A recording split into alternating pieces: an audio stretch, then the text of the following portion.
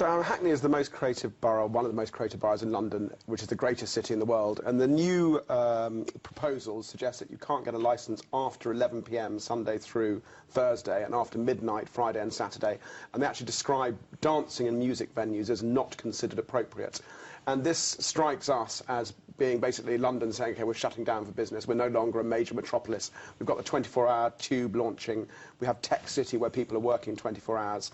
And it's crazy. But the problem is that the borough, the council, hear from a very small minority of residents who complain about this. So we've set up welovehackney.org to get all of that minority, that silent majority, who love the nightlife, who love the creative part of this city, to write to the council and express how frightened and how much they're against these proposals. Let's talk about the proposals and how they are currently, well, they could affect Shoreditch, because it's even more extreme in an area there. Yeah, so Shoreditch, there are basically three things they're doing. Across the borough, they're introducing those hours that I mentioned, interestingly with exceptions for theatres and cinemas. So there's a kind of cultural view about what is acceptable and what isn't acceptable in terms. So you're not allowed to go dancing, but you can go to the theatre.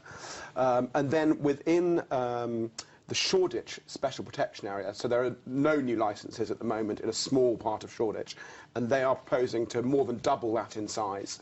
So the whole of Shoreditch, basically, there would be no new licences. And the problem with this is, as anyone who understands business understands, you get no renewal. If you have no new licences, basically the people who have the licences carry on trading, but those young entrepreneurs, those people who are doing amazing things, those people who are doing the things that make the city so relevant and so vibrant, basically they're being told, this is not a sector you can be an entrepreneur in, you have to go and do something else.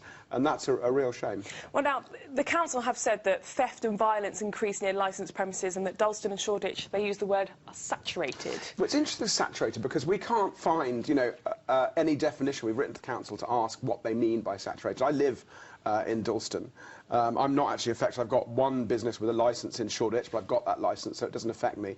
And I walk up and down the Kingsland Road all the time, and you know, there are people out enjoying themselves, but this idea of saturation is very poorly defined, and it strikes us that there's basically this whole view about what it is appropriate to do: go out, have dinner at a restaurant, go to a theatre, driven by a certain demographic who don't understand how important all the other demographics are to make London the place it is. So, you know, as I said, if you are a resident in Hackney, this is going to change not only Hackney, but also our city. There are a lot of creative industry people who are not in Hackney, advertising agencies, theatre people, musicians who are coming on board to say, this is where we started, this is where we got our ideas, this is the night shouldn't be something we're afraid of. It's the most creative part of the day for a lot of people. And to shut it down, it's just a terribly, terribly small-minded and sad thing to do. I mean, these are still proposals at the moment, so it's out for consultation. So you're asking people to get involved, but isn't it always about that balance between an area where people live and people want to play? Absolutely. So, you know, we have residents. I'm a resident. But even the residents, in the last consultation that the council did, 83% of residents were against the introduction of the Shoreditch special area and the Dalston special area. The council went ahead anyway. So we need to get even more people writing in. They have until August the 14th. You can either find the website, the response on the council website or on welovehackney.org, but people need to let the council know how strongly they feel about this. If this was to go through, what do you think the biggest impact would be? Well, I think you just gradually see the death of Hackney as it is. You know, as young people would stop coming in, the old businesses would get hackneyed. Hopefully it would move somewhere else, but it will be outside, and the heart of London would begin to become hollowed out. You know, London already there are too many.